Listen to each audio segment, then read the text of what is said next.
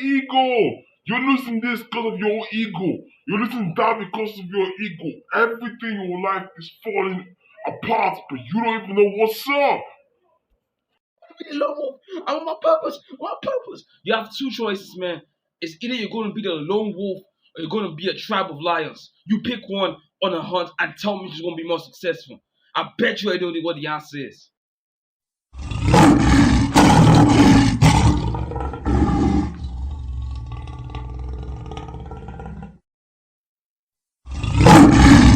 Yeah, what's up, guys? NJ, we're back with another video. I just want to thank you guys for being there, and I also want to thank, importantly, Jordan Green, or was it Jay Green? That guy's a true OG. I really love that guy because like that guy really makes up my day. Anytime I read his comments, because his comments mean a lot, and then they always get me off my ass to start grind. Right? I don't want to get too corny and start crying like, I'm my moment like, oh, you guys, nah, we ain't doing that goofy shit. Today, we're here to talk about ego. Mm-hmm. Fucking egos, man. And, I'm not gonna tell you about egos. I'm just gonna tell you the story of Dominic, man. What he did. You see, Dominic has always been studying math, right? So at this point, we all know that Dominic is a mathematical genius. He's a level above everybody else. Dominic is so good at fucking math. When he's out there doing that math shit, and you say, "Oh, call Dominic to do that math," this guy good. He's too cold. He can't like he's the best at it. He's the best at math. So Dominic naturally feels good about math. You can just come tell Dominic that he's wrong. He gonna accept that shit. So naturally, he could have been arrogant, but he was still smart. But he began to come across as condescending. But when Dominic didn't know English as well as math, and then he went to go meet this chick called Stacy, who was the best at English, to teach him English. When she tells him to teach him math, the guy is passionate, man. Like, you know how you feel when you get out of bed and that roaring passion like you're Super Saiyan, bro. Right? That's how he feels when he's talking about him teaching math. But when it's her turn to talk and then it's his turn to shut up, he's going back that goofy ass kid in class that when Chen should be talking in front of him, he's out here sleeping and snoring like a fucking pig when she's talking to him and trying to teach him math. That's the difference. Because see, Dominic, he loves to teach, but yet he hates to learn from others. So what am I saying here, guys, is this. So many of you guys, and this I'm gonna call out you introverts again. Because there's no such thing as introverts. I believe that an introvert is someone that can socialize and chooses to hang out with himself more. Not a guy that can't talk to people. A lot of you guys that claim to be introverts, if I told you, hey, why don't you tell me about your day, guy? I want to know how awesome you are. More times than not, you'd be like, finally! Somebody's asking about my day. Because that's how I feel deep down. When you're walking around in public and the guy asks you how your day is going, you just feel better that this guy asked me how my day was going. Me! Finally, guy, the spotlight is on me. Oh, I ate peanut butter this morning. I did a workout this morning. I had a pet dog this morning. I did this, I did that. I watched the Kim Kardashians. That's what they will say if it was you. But when I tell you, so hey man, I got over there, why don't you go ask him how his day went?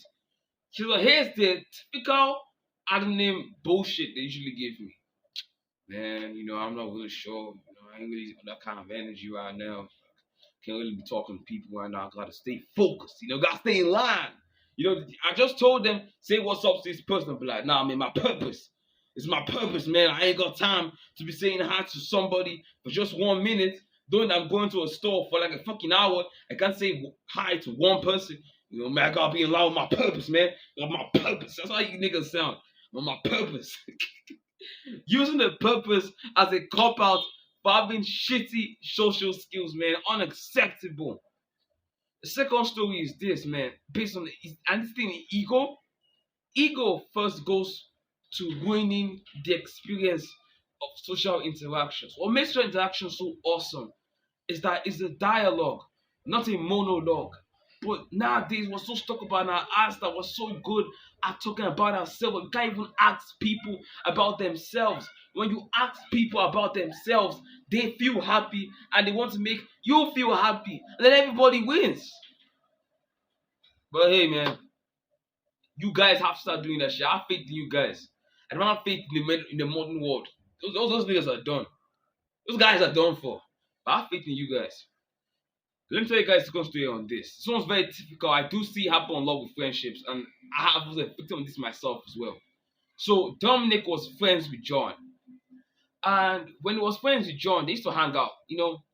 From elementary days, they used to come back home, play the PlayStation. They would play Up the Ninja 5. They would binge it. They would be playing it all day long. They grew older. They were still college friends, still chatting on college campus.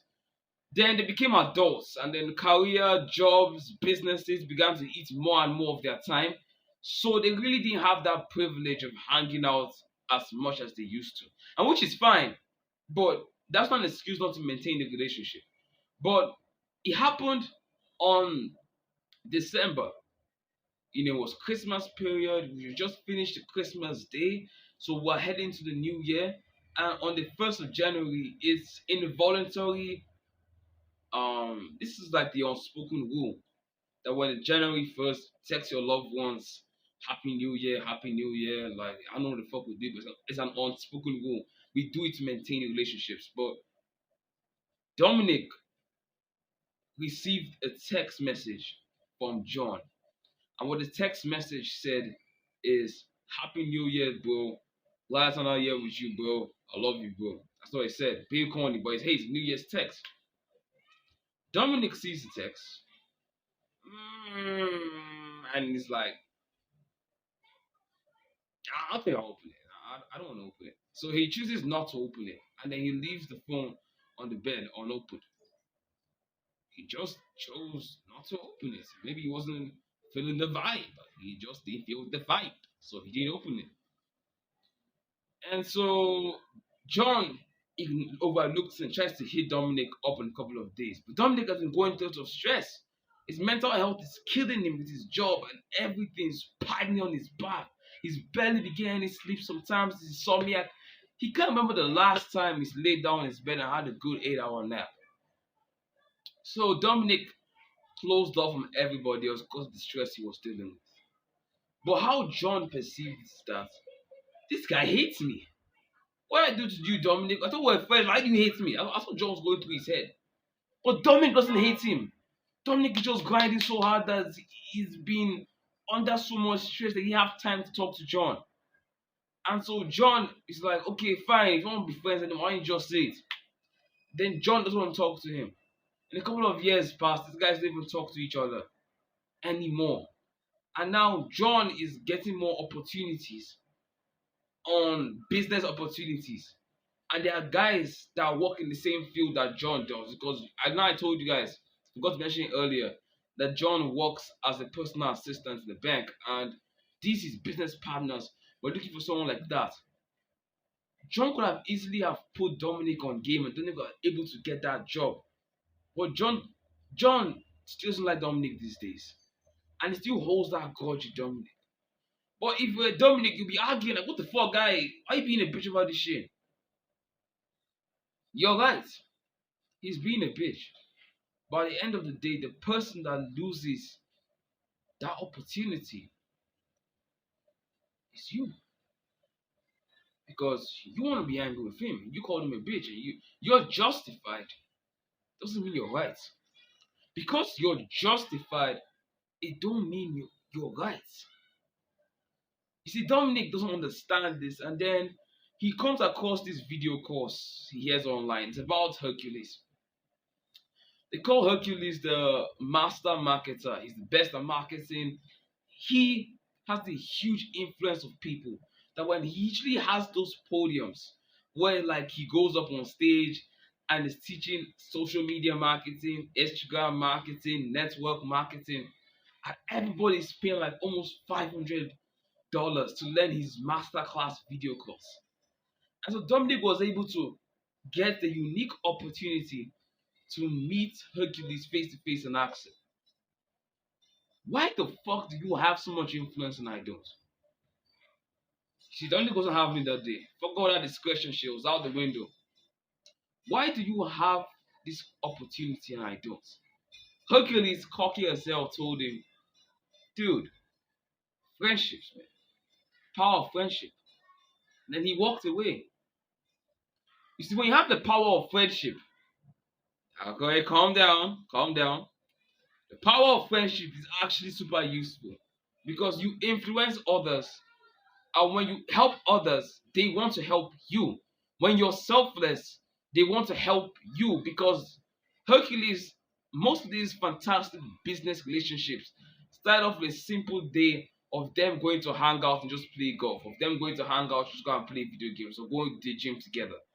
But something as simple as that, 10 years in the future, they have so much trust within each other that that friend did not hesitate to call Hercules when he was doing business deals that involved $1 million.